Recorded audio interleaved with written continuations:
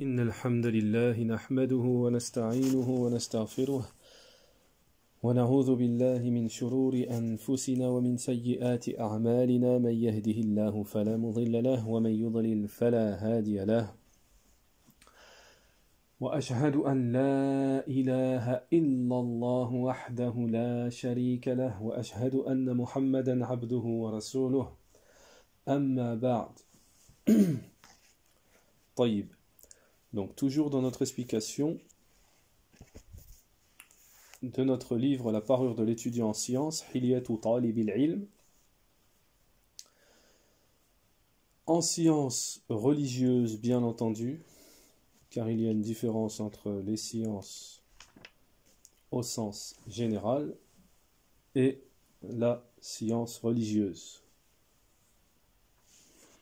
Et min babil fa'ida, dès le début, nous allons apporter une faïda justement à ce titre, à ce propos.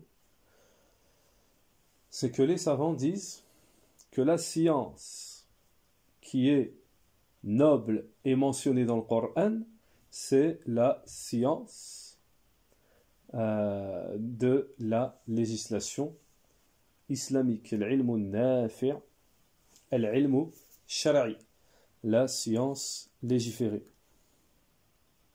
Donc attention à ne pas se faire prendre par une ambiguïté, cette ambiguïté qui est chez les gens de l'innovation de mettre au même titre, au même niveau, la science légiférée et les sciences autres, tout autre apprentissage. Donc les savants ont expliqué que toute autre science peut être une bonne chose et peut être préférable, avoir le jugement de préférable d'apprendre cette science si il y a un intérêt, si toutes les conditions sont réunies. Mais de mettre au même niveau, comme le font les gens de l'innovation, la science légiférée et les sciences mondaines, ça c'est une erreur. Ça c'est une erreur. Car tout le monde connaît les textes, les hadiths et autres qui ont été rapportés concernant l'étude de la science légiférée, les éloges et tout ce qui s'ensuit. Et que même l'apprentissage de la science légiférée mène au paradis. Elle mène au paradis. C'est un chemin qui mène vers le paradis.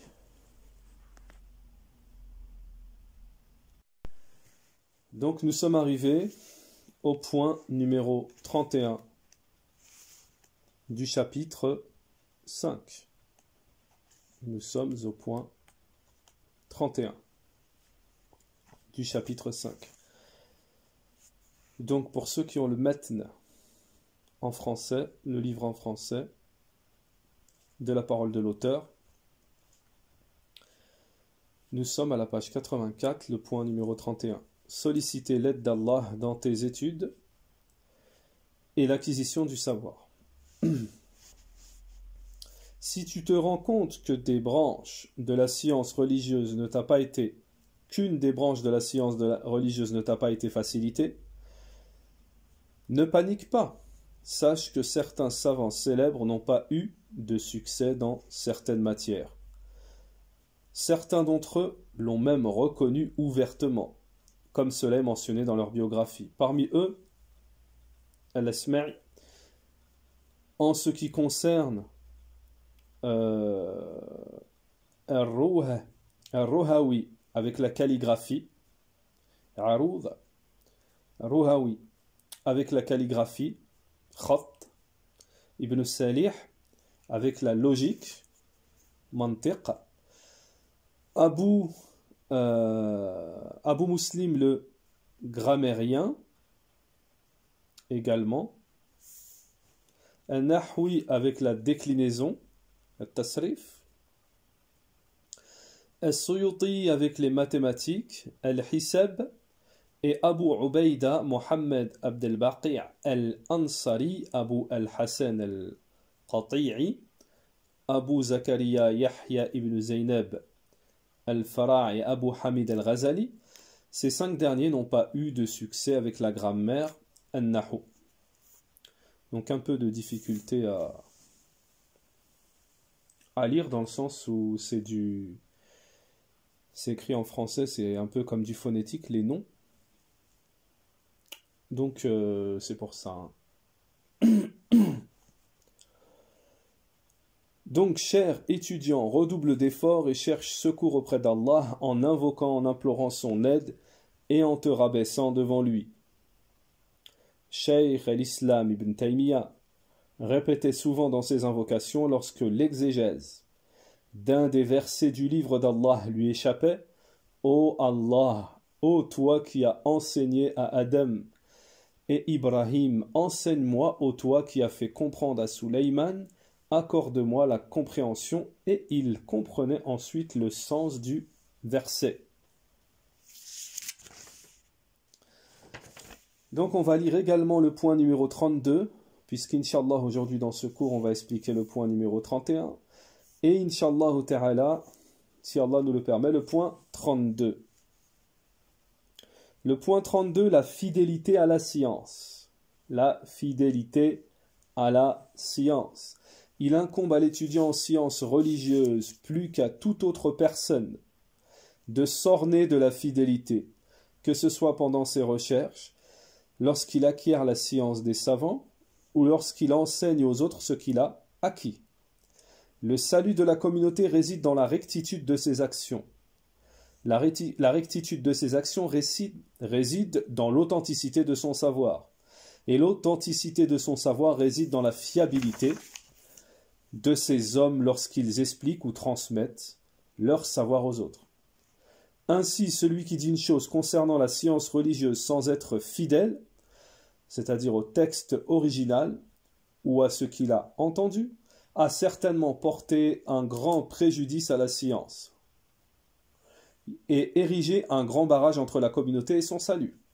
Il faut savoir que parmi les nombreux groupes qui se réclament de la science, certaines personnes n'acquièrent pas la science dans le but de s'orner de ses plus grandes vertus, ou d'enseigner aux autres ce qu'ils ont acquis comme connaissance. L'honnêteté n'est pas le plus grand souci dans l'esprit de ces gens-là, et de ce fait, ils n'éprouvent aucune gêne à rapporter ce qu'ils n'ont pas entendu ou à expliquer ce dont ils n'ont aucune connaissance. Ce qui a conduit les grands érudits et spécialistes parmi les gens de science, du hadith et du jarh wa ta'dil, de l'éloge et la critique, de la critique et l'éloge, à critiquer les hommes et à faire la distinction entre ceux qui exagèrent dans leurs paroles lorsqu'ils rapportent les hadiths et ceux qui rapportent les paroles avec fidélité, c'est-à-dire qu'ils rapportent les hadiths exactement comme ils les ont entendus, sans altération. Cet effort de la part des savants a permis aux étudiants en sciences d'être clairvoyants et d'attester du degré d'authenticité des hadiths et des écrits qu'ils rencontrent au cours de leurs études. Ils ont pu confirmer la véracité ou leur caractère mensonger des hadiths, voire la prépondérance de la véracité sur le mensonge ou le contraire, ou encore la probabilité égale que le hadith soit authentique ou non. Fin de citation. Donc, lorsqu'on lit comme ça le matn, c'est-à-dire la parole de l'auteur, tantôt on comprend du premier coup, et tantôt il y a des choses qui nous semblent ambiguës, qu'on a compris sans comprendre, etc. C'est bien pour cela que il y a les explications. C'est bien pour cela que les savants expliquent les moutoun, les livres qui demandent un détail.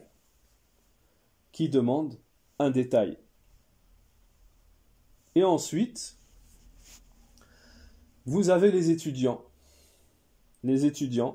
qui, eux, vont être comme un intermédiaire entre les savants et ceux qui ne sont pas étudiants mais qui veulent apprendre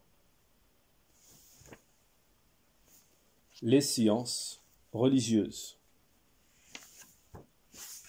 Taïb. Donc le premier point, le point numéro 31, solliciter l'aide d'Allah l'aide d'Allah dans tes études et l'acquisition du savoir. Alors, juste une parenthèse avant de commencer. Une parenthèse très importante qui vous permettra de mettre en pratique ce que vous êtes censé, ce que nous sommes censés avoir appris dans les cours de Tawhid. Ici, on va faire la liaison dans une chose, une adoration, qu'on apprend dans les cours de Tawhid. Et ici, on va faire la liaison pour donner un exemple de comment justement pratiquer cette adoration mentionnée ici. Cette adoration, c'est al-isti'ana, la demande d'aide à Allah Ta'ala. Vous voyez bien que dans le titre, numéro 31, solliciter l'aide d'Allah dans les études et l'acquisition du savoir. Donc, pour ceux qui veulent un détail de cette adoration, al-isti'ana, la demande d'aide à Allah Ta'ala, vous l'avez, le détail, dans l'explication des 3 fondements. C'est une des adorations qui est mentionnée parmi les adorations mentionnées dans les 3 fondements, les 3 bases, thalathatul usul, et qui est expliquée en détail. Donc vous voyez que pour ceux qui maîtrisent déjà cette adoration et qui la connaissent et qui l'ont étudiée, tout de suite, la demande à l'isti'anatu billah, la demande d'aide à Allah, ils ont compris en quoi ça consiste. Ils ont compris en quoi ça consiste. Nous concernant, dans les cours de Tawhid, nous sommes justement au cœur de l'explication des adorations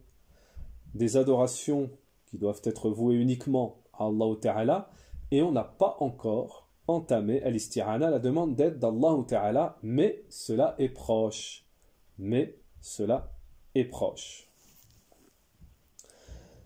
Donc, solliciter l'aide d'Allah dans les études de l'acquisition du savoir. On sait que la demande d'aide d'Allah Ta'ala, elle est mentionnée dans Surat al-Fatiha. Donc ici, c'est une parenthèse que nous faisons pour vous apporter de la faïda. Ce n'est pas la parole de Sheikh al-Uthaymin, mais c'est la parole des savants en général. Donc, concernant l'isti'ana, la demande d'aide à Allah Ta'ala, vous la trouvez dans Surat al-Fatiha. On demande nombre et nombre de fois dans la journée la demande d'aide à Allah Ta'ala. Iyyaka na'budu wa iyyaka nasta'in. Iyyaka nasta'in. C'est toi que nous adorons, et c'est à toi que nous demandons le secours, l'aide. Également dans un hadith du prophète alayhi salatu wassalam qui dit idha sta'inta fasta'in billah. Et lorsque tu demandes de l'aide, demande l'aide d'Allah Ta'ala. Alors ça, c'était juste pour vous faire dès le début réagir sur le fait qu'ici, dans le titre, le point numéro 31, solliciter l'aide d'Allah dans tes études. Dans ton talab al-ilm, tu dois solliciter l'aide d'Allah. Et demander l'aide d'Allah, c'est une adoration. Il faut savoir que c'est une adoration. Et cette aide, tu la demandes à Allah Ta'ala et pas à autre que lui. D'ailleurs, en règle générale, dans l'absolu, dans ce qui est adoration, humiliation, amour, soumission, naham, ça, ce sont les piliers de l'adoration. Ça, toute adoration qui a ces piliers-là, cela ne doit être voué exclusivement qu'à Allah Ta'ala. Ensuite, parallèlement, vous le verrez dans les cours de Tawhid en détail, il y a des cas où on peut demander de l'aide, mais ce n'est pas l'aide considérée comme adoration. Tayyib, solliciter l'aide d'Allah dans les études et l'acquisition du savoir. Shaykh al-Uthaymin rahimahullah ta'ala nous dit: mais cela ne nuit pas tant qu'il demande la compréhension, la jurisprudence. Cela ne nous nuit pas de ne pas nous exprimer avec éloquence. Mais il n'y a pas de doute que si la personne s'exprime d'une parole conforme à la langue arabe, alors sa parole est acceptée et aimée par les gens, la personne qui connaît l'arabe. Cheikh al-Uthaymin commence en expliquant cela. La parole de l'auteur: donc, cher étudiant, redouble d'efforts et cherche secours auprès d'Allah Ta'ala, en l'invoquant, en implorant son aide, en te rabaissant devant lui. Alors, encore une petite parenthèse. Je sais qu'il y a des frères qui aiment bien la faïda et qui en redemandent tout le temps. Encore une faïda au passage, c'est que ce soit, comme nous le dit l'auteur ici, l'aide d'Allah Ta'ala, demander l'aide d'Allah, al-isti'ana, ou que ce soit demander le secours d'Allah Ta'ala, rechercher le secours d'Allah, rechercher la réussite auprès d'Allah. Tout ça en l'invoquant et en l'implorant. Tout ça, ce sont des adorations. Alors, il faut savoir, très important, que celui justement qui veut la réussite dans ces choses-là, que ce soit talab al-ilm ou autre, mais ici on est dans la recherche de la science, talab al-ilm. Il faut savoir que le seul qui peut lui donner tout ce qu'il recherche, tout ce qu'il veut, c'est Allah Ta'ala. Et wallahi par Allah, que celui qui s'en remet entièrement à Allah Ta'ala, il ne sera pas déçu et il sera étonné lui-même. Que rien n'est impossible pour Allah Ta'ala.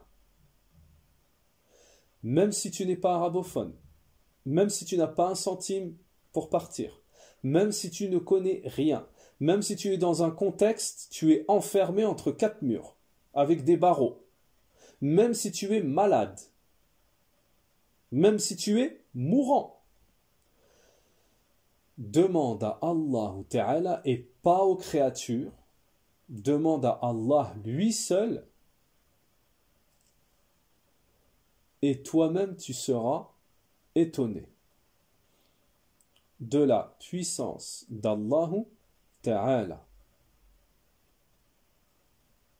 Alors,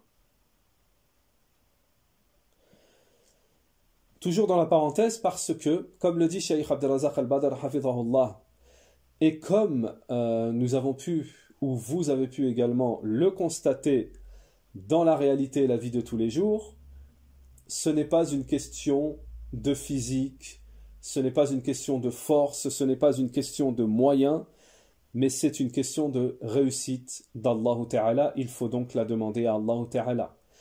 Nous connaissons des gens qui sont handicapés physiques. Handicapés, oui, nous connaissons personnellement des gens qui sont handicapés physiques et qui sont des références, les gens du commun ou même les étudiants, peu le savent, qui sont des traducteurs, qui sont des professeurs reconnus par les plus grands. Dans la Darwa Ahl-Sunnah, Salafiyya, qui sont reconnus, et les gens écoutent comme ça les traductions, les cours, et ils ne savent pas. Ils ne savent pas. Il y en a même qui se permettent de dénigrer, de remettre en cause. Oui, mais il n'a pas traduit ça, etc. Il n'y a pas ça qui a été traduit. Oui, c'est pas entier. Oui, ceci, ça. De critiquer, à tort, bien entendu, parce que la réplique est foudroyante. Et s'ils savaient, ils ne savent pas que derrière, il y a une personne qui a que ses capacités mentales. Physiquement, elle ne peut pas bouger, la personne, elle est sur un fauteuil, etc. Donc ça, Cheikh Abdelrazak al-Badr également nous donne l'exemple, une fois dans un de ses cours, il a donné l'exemple du vieux qui est fatigué, qui est malade, qui a du mal, mais qui se rend à la mosquée et de celui qui est sahih, comme on dit, qui a une pleine santé, une force, grande force, etc., et qui ne s'y rend pas. Conclusion, le shirk nous dit, c'est dans le cœur. C'est la force du cœur. Et qui détient les cœurs? Pour en arriver à la morale de cette parole, qui détient les cœurs? Tout le monde connaît la réponse. Allahu Ta'ala. Les cœurs sont entre les mains d'Allahu Ta'ala. Donc, pour vous dire qu'ici on parle d'adoration, demandez le secours d'Allah, demandez l'aide d'Allahu Ta'ala, invoquez Allah. Pourquoi faire? Pourquoi le cheikh ici insiste sur ça et il relie ça, il fait la liaison avec le talibul ilm? Parce que pour être un vrai étudiant, pour être un étudiant avec tout ce qui amène la réussite, pas la réussite mondaine et tout ce qui s'ensuit, la véritable réussite, la sincérité, etc. Tout ce qu'on a cité ici. Et vous allez le voir à la suite, le point numéro 32, on va parler de la fidélité par rapport à la science, et ça c'est également grandiose. Pourquoi citer ces adorations? Parce que on a besoin, pour réussir, il faut passer par ces adorations. Allahu A'lam, il n'y a pas quelqu'un qui invoque pas Allahu Ta'ala et qui réussit. Parce que, comme on l'a déjà étudié dans d'autres cours, celui qui n'invoque pas Allah, Allah se met en colère contre lui. Et celui qui lève ses mains et demande à Allah Ta'ala, Allah a honte de ne pas l'exaucer. Donc qui est le mieux placé? C'est celui qui invoque Allah Ta'ala. C'est celui qui invoque Allah subhanahu wa ta'ala. Également, celui qui demande le secours d'Allah face à celui qui ne demande pas l'aide ou le secours d'Allah ta'ala, lequel réussira? Celui dont le garant est le Seigneur de l'univers, créateur de toutes choses, ou celui qui s'en remet dans toutes choses aux créatures? Bien entendu, comme vous le savez, c'est celui qui s'en remet entièrement à Allah Ta'ala. Et à ce propos, nous allons vous citer un exemple. L'exemple d'un frère que nous connaissons, qui un jour s'est retrouvé à la douane dans un certain pays. Qui s'est retrouvé dans une douane, et dans cette douane, il faut absolument avoir de la connaissance, ou bien donner ce qu'on appelle le pot de vin. Le frère, à cette époque, n'avait ni l'un ni l'autre, mais il en avait un, indirectement, il en avait un, c'est la connaissance. Le frère disait, moi j'ai le meilleur marifa. J'ai Allah subhanahu wa ta'ala. Je m'en remets à Allah ta'ala. Et c'est le meilleur, c'est la meilleure des connaissances, Allah ta'ala. C'est le meilleur envers qui on peut se remettre, Allah ta'ala. C'est le meilleur en qui on tourne sa confiance. C'est celui qui ne déçoit pas. Comme l'a dit Cheikh al-Islam Ibn Taymiyyah rahimahullah ta'ala, Cheikh al-Islam dit, tu dois vouer toute ton espérance, tu dois la vouer à Allah Ta'ala. Pourquoi? Parce que les créatures, les humains, ils te décevront toujours. Mais Allah Ta'ala, il ne te décevra pas. Donc, l'étudiant, dès le début, qui commence ses études dans la science, dès le début, il doit savoir qu'il doit s'en remettre entièrement à Allah Ta'ala. Il doit faire entière confiance à Allah Ta'ala. Il doit demander l'aide d'Allah Ta'ala. Ya Rabbi, Ya Rabb, aide-moi dans mes études, aide-moi à réussir. Lui demander la protection. Protège-moi des caractéristiques blâmables. protège-moi de l'orgueil, protège-moi de l'autoritarisme, protège-moi de la jalousie, etc., etc. Tout ça, il faut implorer Allah Ta'ala. Parce que, comme vous avez pu le constater, à force de l'étude ici de la science du Hilyat Talib al-Ilm, de la parure de l'étudiant, tout ce qu'on a étudié jusqu'à aujourd'hui, vous avez pu constater en faisant un petit, une petite relation entre ce qu'on apprend et ce qu'on voit, entre ce qu'on a appris par rapport aux du'at, aux prêcheurs ou autres, et ce qu'on voit réellement dans la pratique de cette parure de l'étudiant. Et vous constaterez que beaucoup ne sont pas, même parmi les prêcheurs, même parmi les savants, même parmi les shuyukh, même parmi les prétendants à la salafiyya, beaucoup ne sont pas parés, sont loin de cette parure.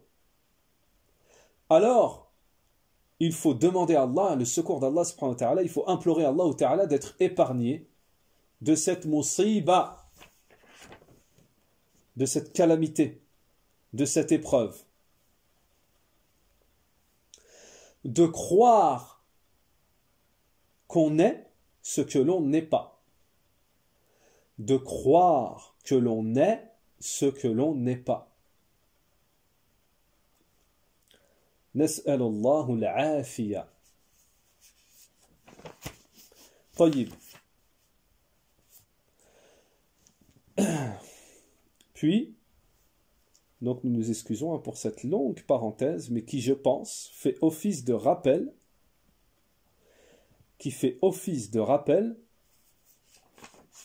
et nous met vraiment dans le cadre de ce point numéro 31. Là, on a vraiment bien compris ce que veut dire le savant. Par solliciter l'aide d'Allah, cher étudiant, redouble d'efforts et cherche secours auprès d'Allah, en l'invoquant, en implorant son aide et en se rabaissant devant lui. Avec ce qu'on vient de dire là, c'est compris. Tout le monde a compris ce que ça veut dire. Donc la parenthèse, elle valait le coup. Cheikh Al-Uthaymin rahimahullah nous dit, oui, cela fait partie du fait de prendre les actions, les œuvres d'Allah comme intermédiaires. Prendre comme intermédiaire les actions d'Allah, cela est permis. Parce que l'intermédiaire, il y a le permis et l'interdit. Si tu veux, tu peux dire le légiféré et le non légiféré. Prendre les noms d'Allah comme intermédiaires. Donc, Cheikh Al-Uthaymin rahimahullah, par rapport au contexte ici, il va nous donner des exemples, ne vous inquiétez pas. Prendre les noms d'Allah comme intermédiaire pour se rapprocher d'Allah. Donc le cheikh ici, il nous donne un exemple, comment se rapprocher d'Allah. Par ses noms et ses attributs et ses actions, cela est légiféré. Le cheikh va donner des exemples pour mieux comprendre. Exemple, prendre comme intermédiaire, comme moyen, la foi en Allah. Également, prendre les œuvres vertueuses comme intermédiaires pour se rapprocher d'Allah, pour prendre le serviteur et Allah Ta'ala, prendre comme intermédiaire les invocations, tout cela est légiféré. Tout cela est légiféré. Il y a 7 genres d'intermédiaires qui sont tous légiférés, nous dit Cheikh Al-Uthaymin. Intermédiaires, c'est-à-dire des moyens qui nous permettent de nous rapprocher d'Allah subhanahu wa ta'ala. C'est-à-dire d'invoquer Allah ta'ala, d'implorer Allah ta'ala, de se rabaisser envers Allah ta'ala, de demander l'aide d'Allah ta'ala et de lui demander le secours. Donc il y a 7 choses, nous dit Cheikh Al-Uthaymin, qui sont des moyens, donc intermédiaires, et qui sont tous légiférés. Prendre comme intermédiaire les noms d'Allah Ta'ala. Ceci est la base. Ceci est la base. Parce que tu invoques vers Allah par ses actions. Hein. Également, tu peux invoquer Allah Ta'ala par ses actions. Exemple, le fait de dire « Oh Allah, que tes prières soient sur Mohammed ». Là, on invoque Allah par ses actions. C'est une action lorsqu'Allah Ta'ala prie sur Mohammed. Sallallahu, que les prières, sallallahu alayhi, que les prières d'Allah soient sur lui, le prophète Mohammed alayhi salatu wassalam. Lorsqu'on fait cette invocation, sallallahu alayhi, que les prières d'Allah Ta'ala, on demande que les prières d'Allah soient sur lui. Les prières, nous dit Cheikh Al-Uthaymin, ce sont les actions d'Allah Ta'ala. Également prendre les invocations comme intermédiaires. On espère par cela l'exaucement. Les compagnons venaient voir le messager d'Allah, alayhi salatu wassalam, ils lui demandaient d'invoquer pour eux. Et il invoquait donc pour eux, pour les compagnons, pour ses compagnons. Alors, nous en avons terminé pour ce point numéro 31. Ce point numéro 31. Nous allons donc commencer à la suite le point numéro 32. Donc ce point numéro 31, il est très court. C'est pour cette raison que nous avons souhaité faire une parenthèse pour ajouter un petit détail pour vraiment comprendre en quoi consiste la demande d'aide d'Allah, la demande de secours, l'invocation, implorer Allah Ta'ala en se rabaissant devant Allah Ta'ala. En se rabaissant avec humiliation, humilité, ça c'est un pilier de l'adoration. Naham. Donc le point numéro 32, qui est très important, nous avons d'ailleurs lu la parole de l'auteur en début de cours. Il est très important parce que ce point qui est la fidélité au contenu, à la science. C'est très important parce que le contraire, son contraire qui est l'infidélité, engendre des choses très graves. Parmi ces choses graves, pour vous faire situer la gravité, pour vous situer à quel point c'est grave, un exemple, l'infidélité envers la science provoque le changement de la religion, les innovations, etc. On change la religion puisqu'on est infidèle, on change les textes, etc., etc. Ça, c'est un des exemples. Cheikh Al-Uthaymin rahimahullah nous dit, point numéro 32, la fidélité à la science. Cela également fait partie du plus important concernant l'étudiant en science, qu'il soit fidèle, fiable. Fiable dans sa science et également dans sa transmission et dans sa description. Lorsqu'il décrit une situation, il doit être fidèle et ne pas rajouter ni diminuer. Et beaucoup de gens diminuent cette affaire, cette chose. Tu les trouves, ils décrivent une situation en fonction de ce qui convient à leur point de vue, en omettant une partie, le reste le cachant. Il transmet également les paroles des savants, même les textes, les preuves, en fonction de son point de vue, ce qui se conforme à son point de vue personnel. Pas de doute que cela est une tromperie, une trahison. Parce que l'obligatoire, c'est de transmettre avec fidélité. Et cela ne te nuit pas si le dalil, la preuve, contredit ce que tu dis. Il t'est obligatoire de suivre la preuve et que tu le transmettes à la communauté avec science et clairvoyance. L'exemple de ce genre de situation, il est impératif que la personne soit considérée comme pervers et on n'est pas fiable en son information. Son information n'a pas de fiabilité. C'est une personne qui est pervers et non fiable, cette personne qui est infidèle à la science. Et on n'accepte pas sa transmission parce qu'il est trompeur. Puis l'auteur nous dit, il faut savoir que parmi les nombreux groupes qui se réclament de la science, certaines personnes n'acquièrent pas la science dans le but de s'orner de ses plus grandes vertus. Cheikh al-Uthaymin, rahimahullah, nous dit. Cheikh al-Uthaymin nous dit, oui, nous dit le cheikh, parce que l'étudiant en sciences amène à se parer de ce qu'il y a de plus méritant, de plus élevé, de plus clair, de plus voyant, où il faut profiter les gens de ce qu'ils connaissent de la sunna. Mais ceux-là, les autres, étudient la science pour secourir leur point de vue. Tu le vois, chercher au fond des livres quelque chose qui renforce son point de vue. Que ce soit erroné ou juste, qu'Allah nous en protège. Tandis que celui qui va au fond des livres pour connaître la vérité, il l'atteindra. Sans doute que celui-là est le fidèle qui est décrit ici. Donc je pense que cela est très clair et très limpide à comprendre. En ce qui concerne la fidélité, ce que nous ont expliqué aussi bien l'auteur que Cheikh al-Uthaymin rahimahullah, c'est très clair.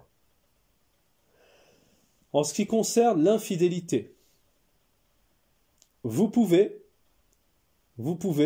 essayer de faire une analyse avec al-waqi', qu'il soit avec la réalité, qu'elle soit récente ou moins récente, de tout ce qui s'est produit avec les gens qui étaient infidèles concernant les textes, concernant al-ilm, la science religieuse.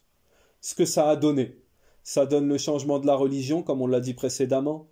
Ça donne la trahison, par exemple, trahison dans la traduction, ce qui change la donne, ce qui égare des gens, ce qui provoque du fanatisme, parce que les gens ont une confiance aveugle et sont trahis, ils sont trompés, ils sont dirigés vers une autre voie, une voie égarée, sans le savoir.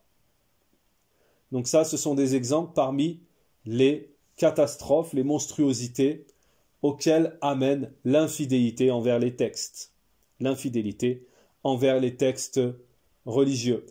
Et d'ailleurs, wallahu a'lam, cela est bien une caractéristique des juifs et des chrétiens qui ont changé, altéré, ont été infidèles au texte originel, comme vous pouvez le savoir, comme vous devez le savoir. Eh bien, aujourd'hui, dans notre communauté, on a des gens qui sont infidèles, également infidèles, et qui trahissent les textes originels, en les altérant, en les changeant, ou comme nous a dit ici Cheikh al-Uthaymin rahimahullah, en allant chercher au cœur de la science ce qui est en accord avec leur point de vue.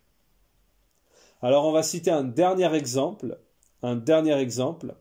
et donner le jugement de cet exemple.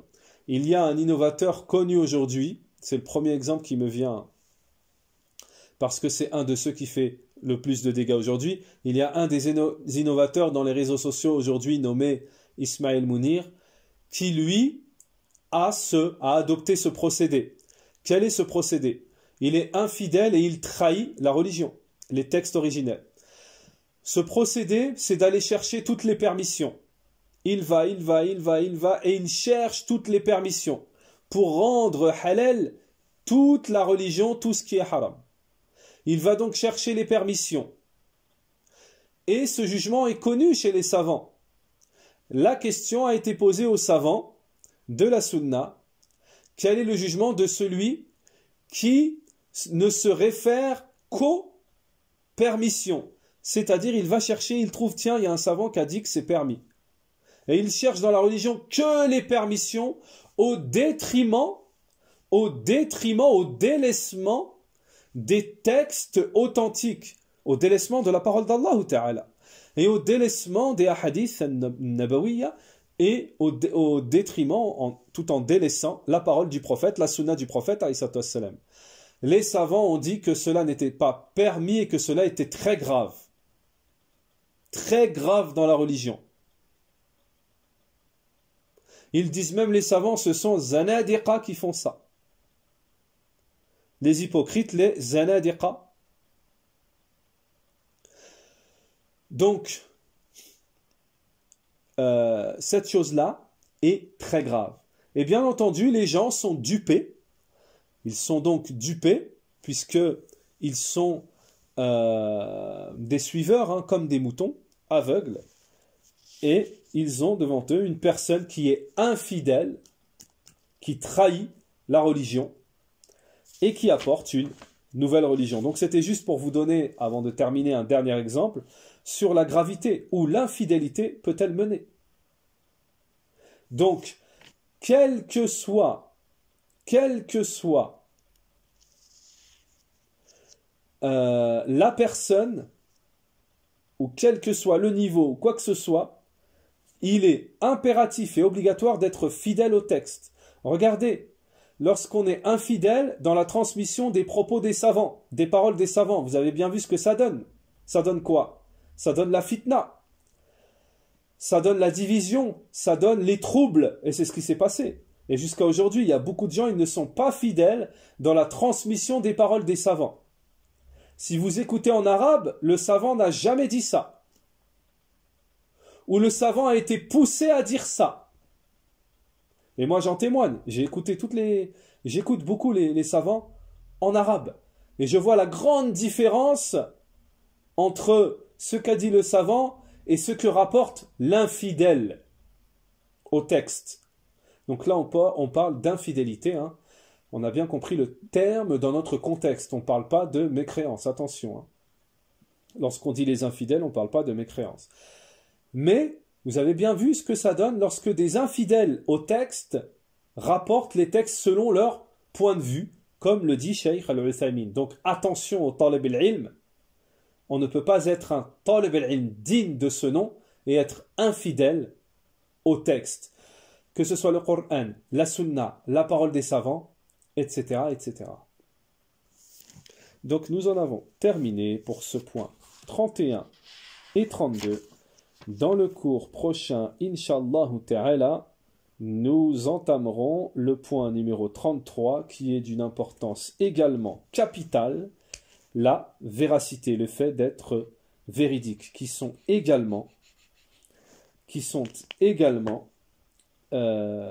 également une caractéristique primordiale, obligatoire, dont doit se parer l'étudiant en sciences.